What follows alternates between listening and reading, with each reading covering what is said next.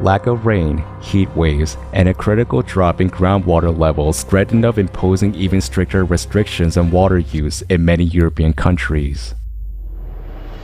Looking back at least the last 500 years, there have not been such extreme droughts as this year.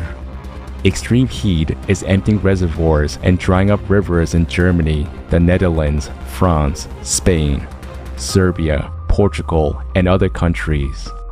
The so-called hydrological landmarks, popularly known as hungry stones, have become visible on shallow rivers.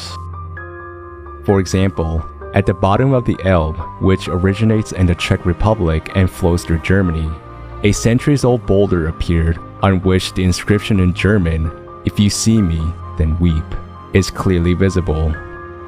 The inscriptions on the stones list the driest years in history, as well as inscriptions that warn of the dire consequences of drought. 2/3 of France's regions have declared an agro-industrial crisis. For most rivers, lakes, and ponds, the situation is critical. The country's longest and most full-flowing river, the Loire, has completely dried up in some sections. Residents of Orleans can easily pass it by the shallowed riverbed. In Toulouse, you can wade across the Garonne, and the flow rate of the Rhône is 40 to 50% lower than before. The river water is now much warmer than usual and can no longer cool the reactors of nuclear power plants.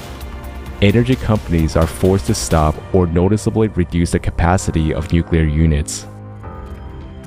Since August 12th, 93 departments in France have imposed various restrictions on the use of water, for a violation of which a fine of up to 1,500 euros is imposed. In almost 100 localities, the pipes are empty or the water is considered unsafe. Local authorities urge people to save it in every way possible. Against this background, the decision of the authorities to make an exception for watering golf courses seems incomprehensible, which begs the question, is everything okay with the current format of society? In the departments where the highest red level of danger is declared, water is allowed only for cooking, health needs, and to extinguish fires. By the way, there are several large fires and dozens of small fires active in the country at the moment.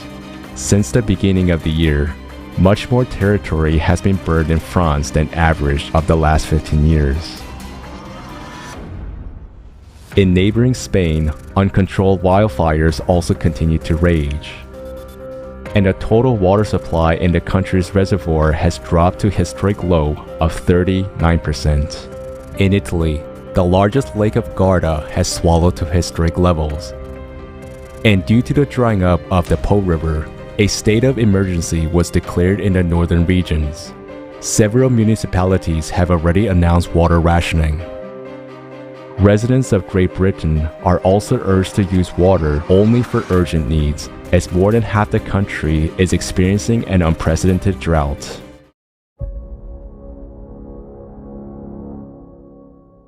The world is already divided into those who are desperately short of water and those who still have it.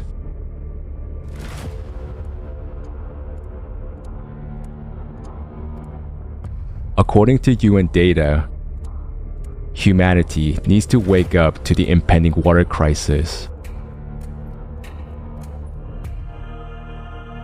And this is despite the fact that nowadays we know how to extract water even from the air and even in the most arid region. To learn more about the technologies at hand, watch the forum.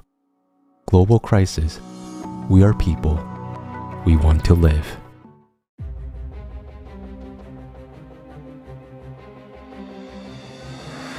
The climate is becoming more and more unpredictable, and now, any of us can find ourselves in the epicenter of a natural disaster. Unfortunately, videos of streets with turbulent streams of water and cars floating on them are already becoming a familiar sight to us. But there are people's lives behind each of such events.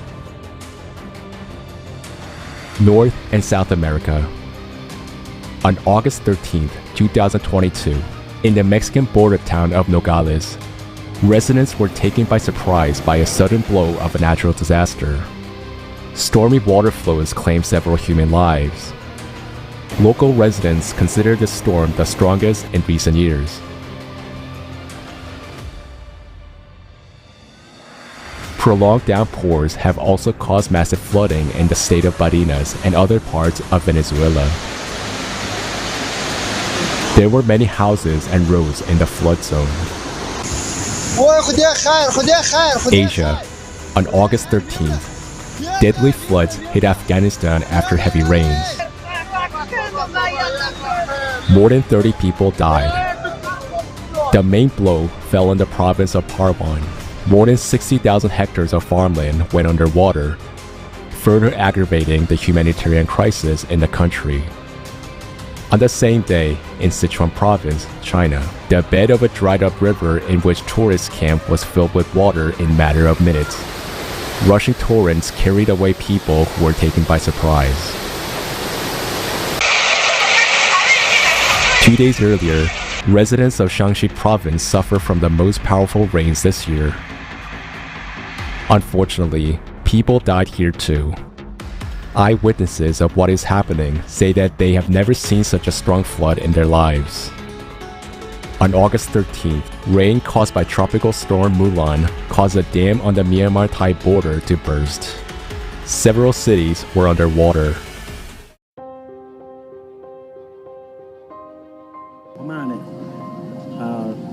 In Myanmar, towards the western hills, and about 37 kilometers from Mesai district, there is an earthen dam with pipeline running through it for water to pass into Pongtu in Myanmar. This dam has been breached, causing the reserved water above the dam to overflow.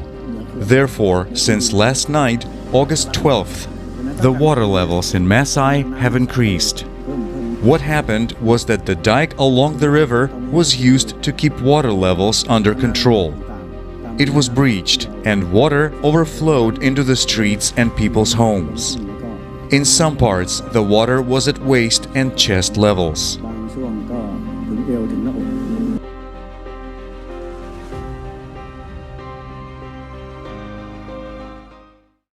A day earlier, the same storm passed through the northern regions of Vietnam. Unfortunately, there are dead and missing.